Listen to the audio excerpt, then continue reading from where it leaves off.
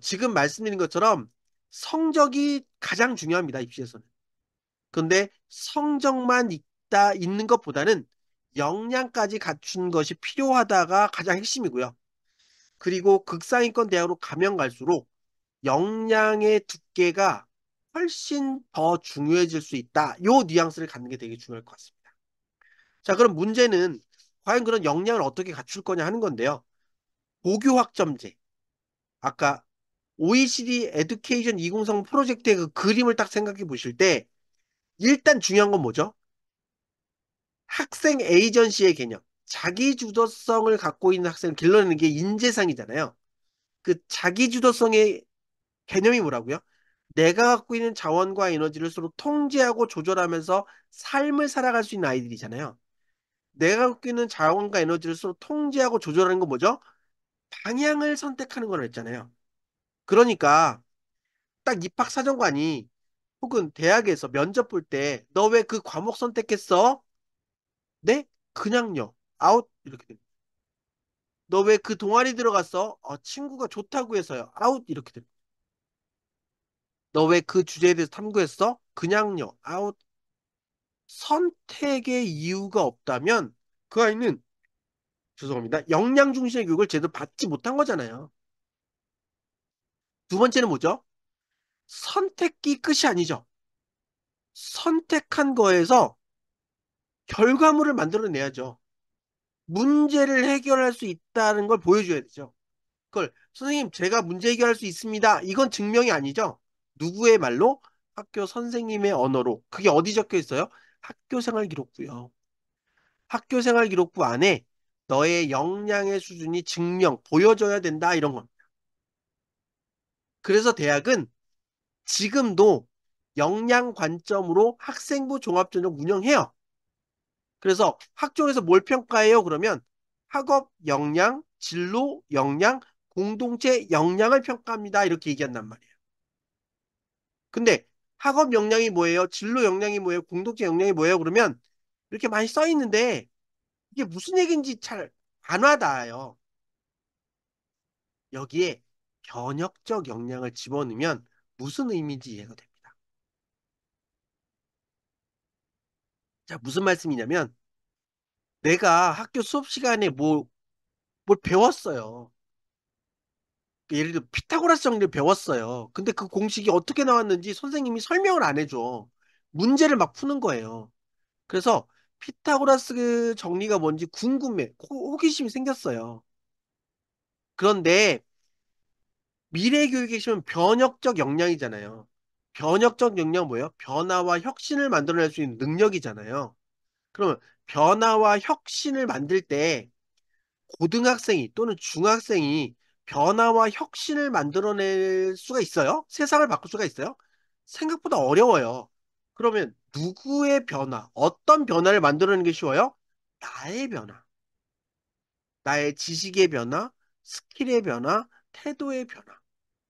그래서 내가 갖고 있는 이 지적 호기심, 지식의 궁금증을 변혁적 가치를 동원해서 나의 지식을 향상시킨 흔적이 학생부에 담겨 있다면 이 학생은 스스로의 지식을 변화시킬 수 있는 능력이 있네. 학업 역량이 있네. 지식을 키워나가는 역량이 있네. 이렇게 보는 거예요. 내가 컴퓨터 개발, 소프트웨어 개발자가 되고 싶은 꿈이 있어요. 근데 꿈만 꾸고 아무것도 안 해요. 그럼 변화와 혁신이 안 만들어지잖아요. 근데 내가 관심 있는 그 분야의 기술을 배우기 위해서 끊임없이 연마해요.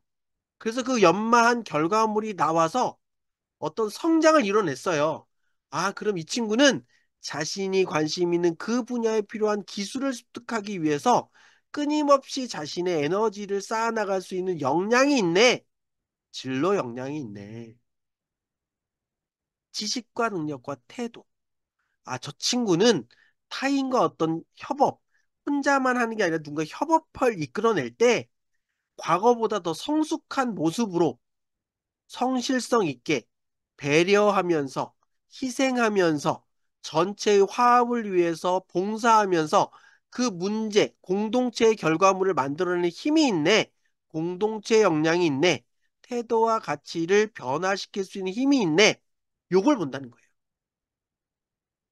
어떤 느낌인지 이해하셨죠? 그런데 이런 변화와 혁신을 한번 딱 만들고 멈추면 우리 애는 성장하는 게 아니잖아요. 그러니까 이런 변혁적 역량을 반복적으로 계속 활용하면서 스스로 성장하는 느낌을 보여줘야 된다는 거예요. 예를 들면 어떤 아이가 인공지능 기술은 어떻게 교육에 활용되는가라는 활동을 한 번 딱 하고 멈췄어요. 그럼 대학에서 볼 때 이 친구가 도대체 뭐에 관심이 있는 친구인지 잘 모르잖아요. 그리고 이 수준이 얼마나 깊이 있는 수준인지 모른단 말이에요. 그런데 이 친구의 학생부를 보니까 1학년 때 경영학이란 무엇인가라고 써 있어요. 그래서 선생님이 경영학에는 돈을 관리하는 재무관리, 사람을 관리하는 인사관리, 혹은 제품을 생산하는 생산관리, 제품을 잘 팔리게 하는 마케팅 관리가 있다는 사실을 알게 되었다고 활동의 결과, 활동 후에 발표했습니다. 이렇게 써 있어요.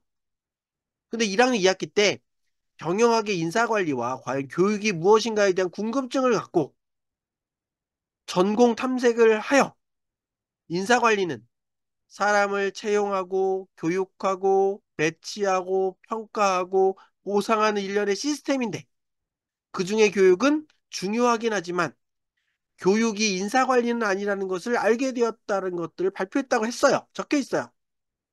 그리고 2학년 1학기 때 인공지능 기술이 현재 기업 교육에 어떻게 활용되는지에 대해서 궁금증을 갖고 직원들이 로그인을 하면 그 사람의 이력과 경력과 교육 현황 등을 살펴보고 그 사람에게 적합한 교육을 추천하는 발전된 시스템이 기업에 활용되고 있다는 걸 발표했어요. 그리고 3학년 때 코로나가 발발하고 나서 많은 기업들이 재택근무를 하다가 코로나가 끝나니까 반은 사무실 근무, 반은 재택근무를 하는 하이브리드 형태의 근무가 유행하고 있고 그런 기업들의 성과가 어떻게 나는지 조사 발표한 결과가 있어요. 자, 그래서 이 친구가 끊임없이 활동한 내용을 쭉 따라가다 보면 이 친구는 무슨 전공에 관심 있는 친구일까요? 경영학에 관심 있는 친구죠.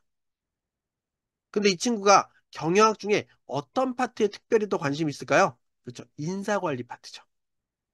무슨 얘기인지 이해되세요? 그래서 변혁적 역량을 반복적으로 활용하면서 자신의 지식과 능력과 태도와 가치를 의 성장 스토리를 만들어내는 것이 결국 역량 중심의 학생부 관리다.